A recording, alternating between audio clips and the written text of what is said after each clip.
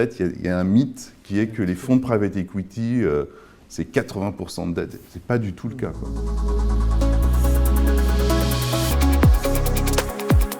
Bonjour à tous, je suis ravi de vous emmener aujourd'hui à Londres. Xavier Robert est Chief Investment Officer chez Bridgepoint. Il travaille depuis 26 ans chez Bridgepoint, autant dire qu'il a connu de nombreux cycles économiques. Il nous ouvre les portes de son bureau aujourd'hui. Nous allons revenir avec lui sur la situation macroéconomique en Europe et son impact sur le private equity européen, mais aussi découvrir comment Bridgepoint intègre ces sujets macroéconomiques dans sa stratégie d'investissement. Bonjour Xavier, merci beaucoup de nous recevoir dans vos bureaux aujourd'hui à Londres. Vous êtes Chief Investment Officer chez Bridgepoint. Tout d'abord, quel est selon vous l'impact de l'élection de Donald Trump sur le private equity à la fois aux États-Unis mais aussi en Europe? C'est une bonne question. En fait, 2024 était une année intéressante en termes d'élections, parce qu'il y a énormément de pays qui ont voté. Je crois qu'il y a pratiquement la moitié de la population mondiale. Donc évidemment les États-Unis, mais la France. L'Angleterre, mais la Russie, l'Inde, la Malaisie, enfin le Mexique. Il y a eu beaucoup de pays qui sont allés aux urnes, et donc beaucoup de changements. Maintenant, c'est vrai que pour le monde du private equity, et le private equity, j'allais dire occidental, l'élection américaine a été l'élection la plus importante. Alors, je suis toujours un peu surpris, en fait, quand j'entends les réactions des Européens, qui ont été quand même surpris de l'élection de Trump. On a une vision un peu idéalisée des États-Unis. Ça a été beaucoup moins une surprise aux États-Unis que vous parlez aux Américains. C'était beaucoup plus prévu. Ce qui a été pas tout à fait prévu, c'est la taille de la victoire. Ouais. C'est-à-dire qu'aujourd'hui, Trump contrôle tout, l'exécutif et l'intégralité du Sénat. Et on ne sait pas trop ce qu'il va en faire. Parce que quand même, la marque de fabrique de Trump, c'est l'imprévisibilité. C'est la surprise. Maintenant, mon sentiment, c'est qu'il est clairement pro-business et toute sa politique va être de pousser la croissance américaine. Donc ça va être bon pour les États-Unis, donc ça va être bon pour le private equity aux États-Unis, c'est clair. Et la croissance va venir de 2 points aux États-Unis essentiellement. C'est la réindustrialisation des US.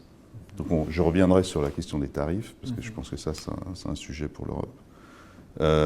Et puis surtout, tout ce qui tourne autour de la technologie, et notamment de l'intelligence artificielle. Malheureusement, l'Europe a un peu loupé ce train-là, mais ça va vraiment pousser la croissance américaine. Donc, de ce point de vue-là, moi, je suis assez bullish sur la croissance américaine sous Trump. Et donc, ça va être favorable pour le private equity américain. Après, si vous investissez dans un fonds comme Bridgepoint, donc nous, notre division private equity, on investit dans des sociétés qui sont basées en Europe. Mais en fait, là, un peu une des marques de fabrique, c'est l'internationalisation de ces sociétés en Europe, mais aussi beaucoup aux États-Unis. Donc on a des bureaux aux États-Unis depuis 10 ans qui aident justement ces sociétés européennes à se développer aux États-Unis. Et donc quand, je sais que vous avez investi dans notre dernier fonds Bridgepoint Europe 7, la moitié des revenus des sociétés de Bridgepoint Europe 7 sont réalisés aux États-Unis. Donc on va bénéficier de cette croissance aussi, même si on est qualifié de fonds de private equity européen. L'autre sujet pour l'Europe, ce qu'il va falloir regarder, c'est les tarifs. Donc Trump va mettre des tarifs, c'est sûr. On va voir comment il va les exécuter. Je pense qu'il ne va pas mettre des tarifs indifférenciés. On parle de 10-20% pour l'Europe, mais je ne pense pas que ça va s'appliquer à travers tous les secteurs. Je pense qu'il va viser certains secteurs et il va les utiliser de toute façon par des armes politiques de négociation. Donc ça, il faut regarder quand on est un fonds européen. Donc nous, on l'a fait, on a regardé toutes nos sociétés en portefeuille. Et en fait, la réalité, c'est que la majeure partie des revenus qu'on génère aux US, on les génère des US. C'est-à-dire que les services on a des équipes aux États-Unis, on a des usines aux États-Unis, et du coup, les tarifs ne s'appliquent pas. Je pense que l'autre effet positif sur le private equity européen de l'élection de Trump, c'est que la croissance américaine et le vent positif. Je vais aux États-Unis régulièrement, on sent qu'il y a un vent positif, il y a une attitude, les gens sont beaucoup plus qu'en Europe.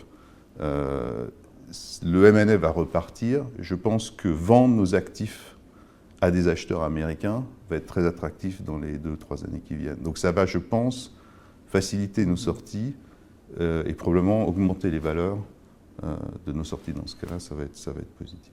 Et que pensez-vous de l'impact de la situation macroéconomique compliquée actuellement en Europe sur le private equity européen? Alors, si vous regardez les chiffres, si on revient, la Russie envahit l'Ukraine début 2022, crise énergétique, inflation, record. Parce que le private equity n'est pas une industrie très vieille. Hein. En Europe, ça fait 30 ans que ça existe, peut-être 40 ans aux États-Unis. On n'a jamais vu des taux d'inflation comme ça.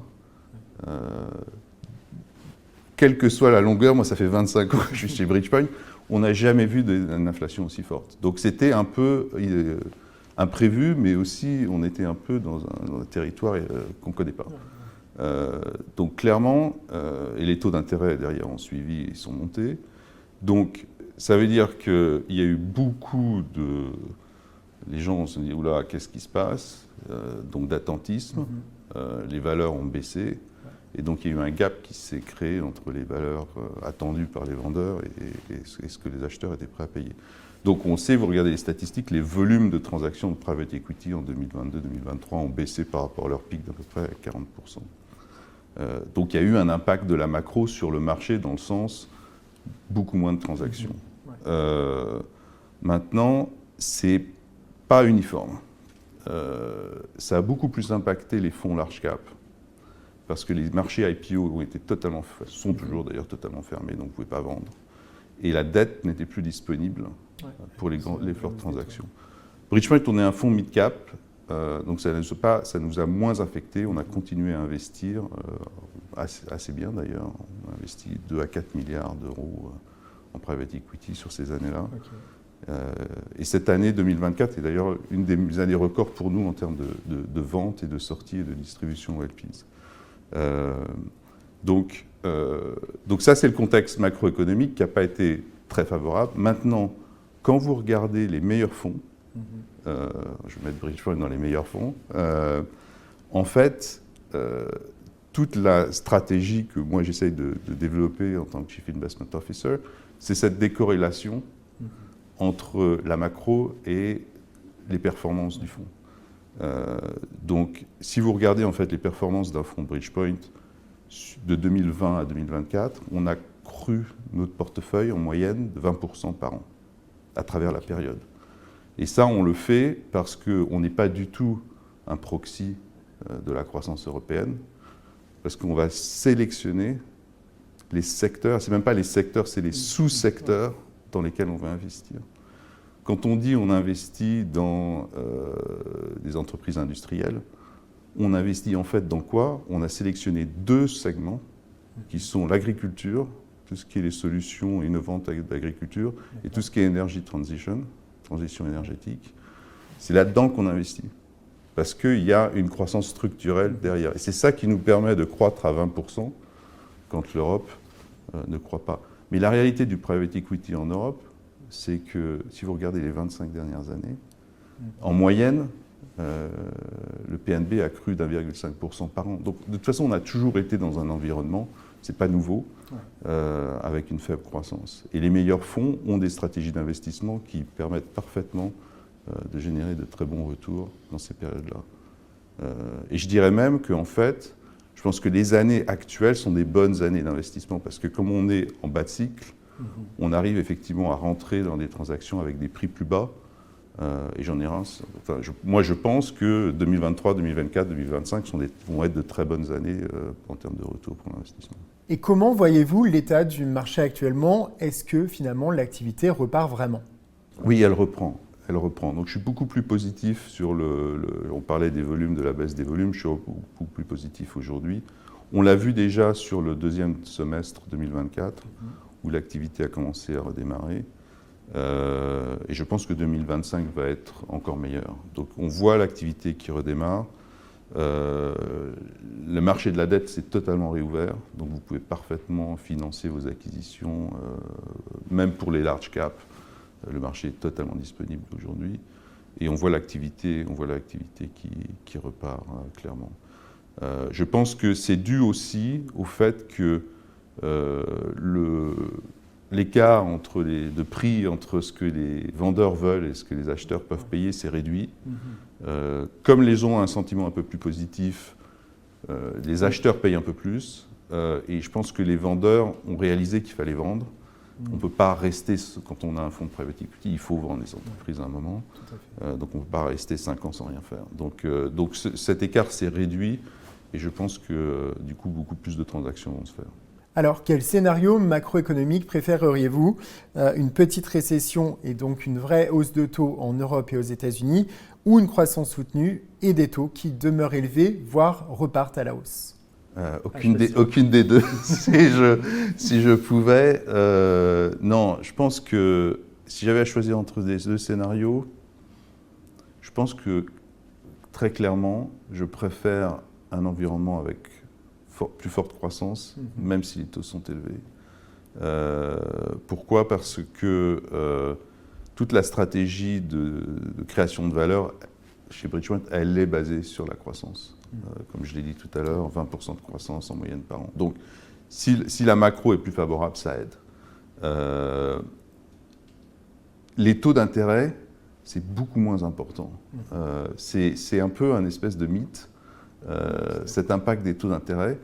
Si vous regardez un fonds Bridgepoint, en moyenne, on va acheter nos sociétés 12 fois l'EBITDA. J'ai arrondi. Et on va mettre 4 fois d'EBITDA en levier. Donc ça veut dire que quand vous regardez la structure de capital d'une de nos acquisitions, vous avez 1/3 de dette et 2/3 d'equity. C'est pas ce que les gens ont en tête. Il y a un mythe qui est que les fonds de private equity, c'est 80% de dette. C'est pas du tout le cas, quoi. Donc en fait, si vous avez 1/3 de dette et 2/3 d'equity, si vos taux d'intérêt montent de 3%, en fait, votre TRI n'est impacté de 1% parce que ça s'applique que sur 1/3 de votre structure de capital. Donc, oui, les taux d'intérêt, ça crée moins de cash flow dans les entreprises, mais ce n'est pas fondamental. Et si vous êtes rigoureux et que vous achetez des entreprises qui ont, comme chez Bridgepoint, un fort cash conversion, donc l'EBITDA se transforme en cash à 90% en moyenne, en fait, vous absorbez ces taux d'intérêt relativement facilement et ça n'a pas un gros impact sur les rendements de vos fonds, quoi. C'est un peu une idée reçue. Qui finalement n'est pas vraie. D'une manière générale, comment est-ce que Bridgepoint prend en compte ces sujets macroéconomiques dans sa stratégie d'investissement, sa construction de portefeuille? Alors, on les prend en compte, j'allais dire, de deux façons. La première, c'est la meilleure protection que vous avez contre les cycles. C'est la façon dont vous déployez votre fonds. Il y a un certain nombre de fonds qui investissent sur 2 ans. Je pense que c'est une grave erreur. Parce que votre meilleure protection, en fait, c'est d'étaler votre investissement dans le temps. On l'a très bien vu lors de la GFC, la grosse crise financière des années 2000. Les fonds qui avaient investi juste leurs fonds en 2006-2007, ça a été l'enfer pour eux. Alors que pour ceux qui avaient fait 2006, 2007, 2008, 2009, ils avaient au moins une partie de leurs investissements post-crise. Donc c'est la seule arme en fait qu'on ait vraiment pour se protéger contre les cycles, c'est d'étaler. Et donc quand vous investissez dans un fonds de Bridgepoint, 3 ans et demi, 4 ans systématiquement de période d'investissement et on essaye de l'étaler. Maintenant, la réalité c'est que c'est pas si important que ça la macro, honnêtement. Pour nous, parce que comme j'essayais de l'expliquer tout à l'heure, on est décorrélé en fait de cette macro. La clé, et c'est ce que font tous les très bons fonds d'investissement comme Bridgepoint, c'est votre stratégie d'investissement et de définir dans quel domaine vous allez investir et vous allez déployer votre fonds. C'est la clé. Et je sais que quand vous faites des due diligence, vous passez beaucoup de temps sur ces sujets-là avec nous.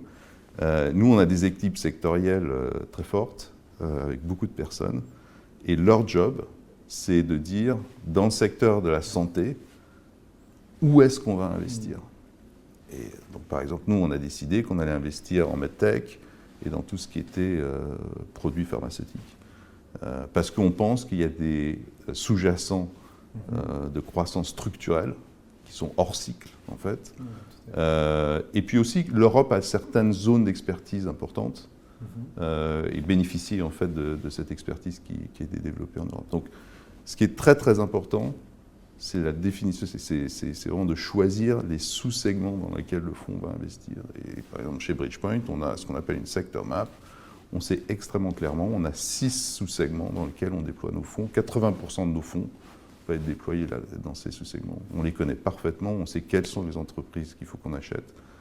Et on sait que c'est des secteurs qui vont croître à 8-10% intrinsèquement de par leurs caractéristiques, oui, quelle que soit la macro. Vous avez votre playbook qui est déjà effectif aussi. Et donc, voilà. Et puis alors après, c'est une fois qu'on détient l'entreprise, ensuite il y a un playbook d'amélioration opérationnelle, donc finalement de professionnalisation des entreprises qu'on achète, parce qu'on achète beaucoup d'entreprises auprès de fondateurs, de familles, donc il y a, ce qui est intéressant, parce qu'il y a un travail d'amélioration en fait, de la gestion de l'entreprise.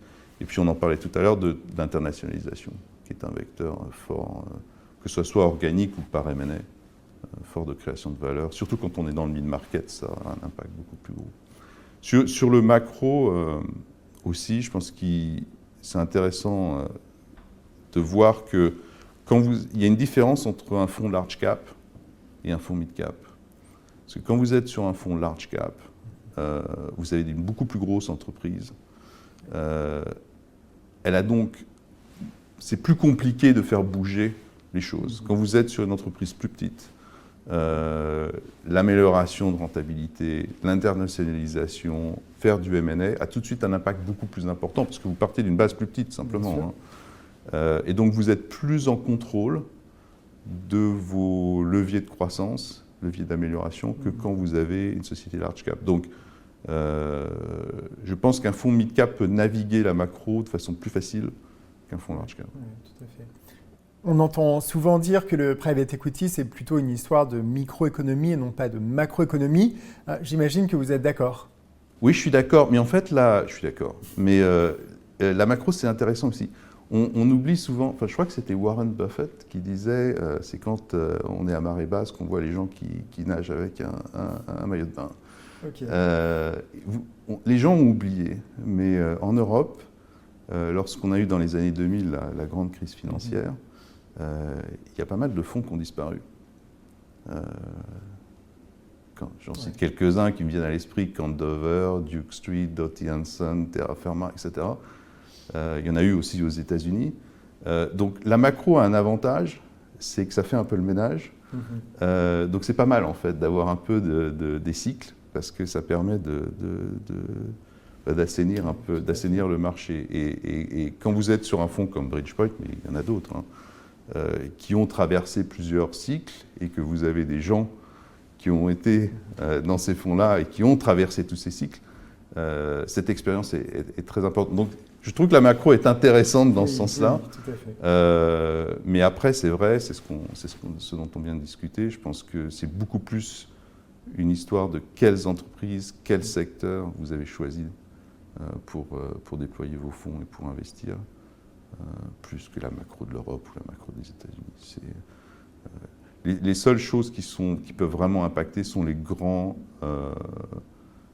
événements géopolitiques. Bon, Covid, par exemple, personne n'avait prévu Covid, ça impacte. Ou si effectivement il y a une guerre quelque part, ça impacte. Je veux dire, nous, on a très peu d'exposition, par exemple, au Moyen-Orient, enfin Israël, etc. Mais si, vous ne pouvez rien faire contre ça. Ouais, bien sûr. Là, c'est de la diversification géographique.